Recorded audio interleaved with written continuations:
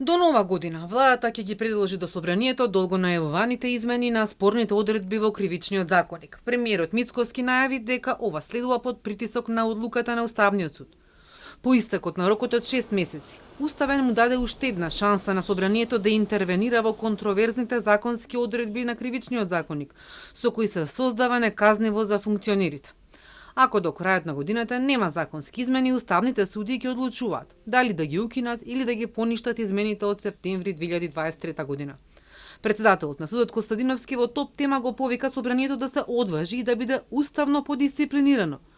Од законодавниот дом за Телма одговорија дека чекаат предлог од владата, а денеска се огласи и премиерот. Да не се случи да направиме една општа колективна амнестија во општеството и сите криминалци кои што се во затвор да излезат. Секој треба да има одредена одговорност пред да донесе било каква одлука.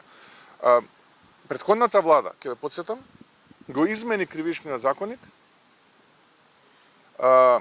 така што направи да имаат многу мина политичка амнестија. За премиерот, кривичниот законник е суштинска реформа за разлика од другите 6 закони од реформската агенда, меѓу кои оние за платите на судиите, обвинителите, судските и обвинителските службеници, за кои вели главна реформа е зголемување на платите. Ја повикувам јавноста, нека каже, ако мисли дека треба да ги дуплираме платите на обвинителите и судиите, слободно кажете. Еве, јас ќе донирам мојата плата. За обвинителите, ама нека судат барем ја обвинуваат согласно закон, а не како што прават до сега. И знам дека ќе излезат сега и ќе ме нападнат и ќе ме обвинат и ќе речат Мицко е ваков, таков, онаков. Во ред, се е тоа во ред. Но не можам, едноставно моралот не ми дозволува да се согласам на зголемување на плати на луѓе кои што има никаков рейтинг.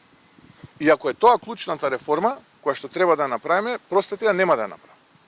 Експертите, но и невладините повеќе пати објаснуваат дека една од клучните придобивки на законите од реформската агенда е финансиската независност на правосудството, за кои во актуелните закони има пропишано за гарантиран процент на средства, кои не ги добиле ниту една година.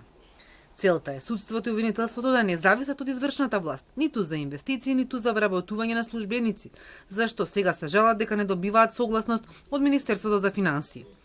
Недостатокот на кадри и ресурси во правосудството го констатира и Европската комисија и во последниот извештај.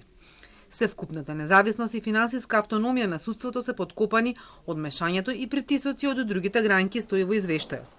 За тоа дали владата ќе продолжи постапката за разрешување на државниот обвинител Коцевски, премиерот Кусо одговори: почекајте, ќе видите.